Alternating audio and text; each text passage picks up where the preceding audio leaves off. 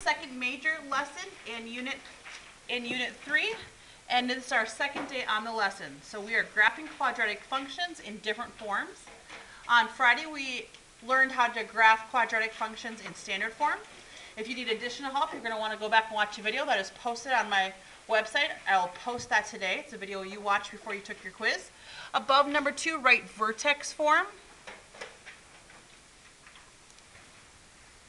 Let me bring this down just a little bit further so it's easier for me to write.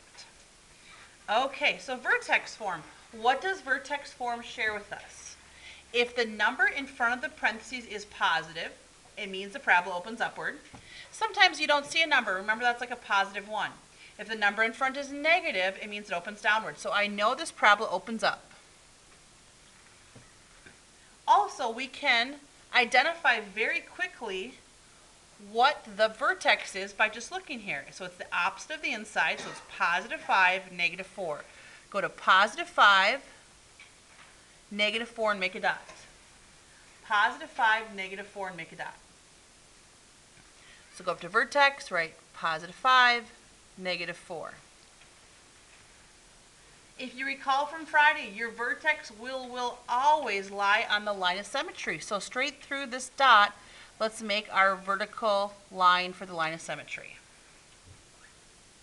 And it's cutting through the x-axis at 5, so x equals 5 is the line of symmetry, sometimes referred to as the axis of symmetry.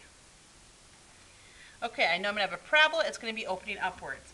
I like to see 4 points other than the vertex on this. So here, I'm going to explain this like in a very, very simple way. Pretend that this is a street, and you live on house 5. If I said to you, tell me which house is to your left and right, you would say house 4 and house 6. Do you guys agree? If you live at house 5, your 4 is to your left, 5 is to your right. Choose one of those. It makes no difference which one you choose. I'm going to choose 4 just because it's a smaller number. And now I'm going to plug in 4, and I want to know what is the y value. So I'm plugging 4 into this value. Y equals 2, 4 minus 5 squared minus 4. 4 minus 5 is negative 1. Negative 1 squared is 1. 2 times 1 is 2. 2 minus 4 is negative 1. Oh, sorry, it's negative 2. So I want to graph the point 4, negative 2. 4, negative 2. Because we know that a parabola is symmetrical, we only have to do half the work. We can cheat. So I look at this point. It's exactly 1 unit away from the axis of symmetry. So I get to jump to the other side of the axis of symmetry. I go 1 to the right and make a dot. Remember, I want to see 5 points, 5 accurate points on your parabola. There's 3. Now I need to do one more. So I have a choice here. I've done 4 and 6. What are the 2 houses per se to the left and to the right of 4 and 6? It would be 3 or 7. You choose either one. Makes no difference. I'm going to choose 3. So I'm going to do the exact same thing. I'm going to substitute in 3. Y equals 2 times 3 minus 5 squared minus 4. By the way, if you ever catch me in a mistake, please let me know right away. 3 minus 5 is negative 2. Negative 2 squared is 4. 2 times 4 is 8. And 8 minus 4 is 4. So now I'm going to graph the ordered pair 3, 4. So come over here and find 3, 4. There's 3, 1, 2, 3, 4. And again, the really nice thing about this is that we get to cheat. This point is 2 units away from the axis of symmetry. I go 2 to the right. I make another dot. I have my 5 points. An arrow means it continues to go upward. Domain. All quadratic functions, which means parabolas that open up and down, will have this domain.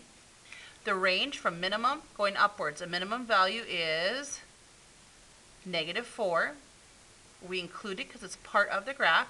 There's no limit how high it goes. End behavior.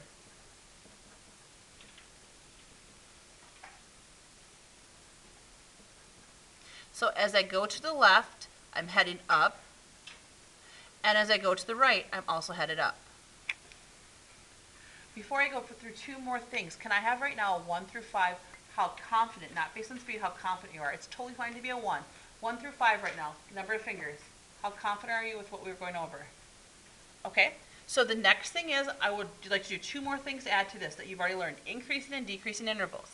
Think of yourself on a skateboard or on a bicycle. We start on the left. From left to right, you're going downhill right now, which we refer to as decreasing. At the very bottom, you're neutral, and then you start to increase. So if somebody said to you, what is the decreasing interval? Remember, it's coming from the far left, and it decreases until it gets to an x value of 5. Two things you have to remember with decreasing and increasing values. The first one is we always use parentheses, and the second thing is we always refer to this in terms of x values. Increasing starts at a value of 5, and it continues to go to the right.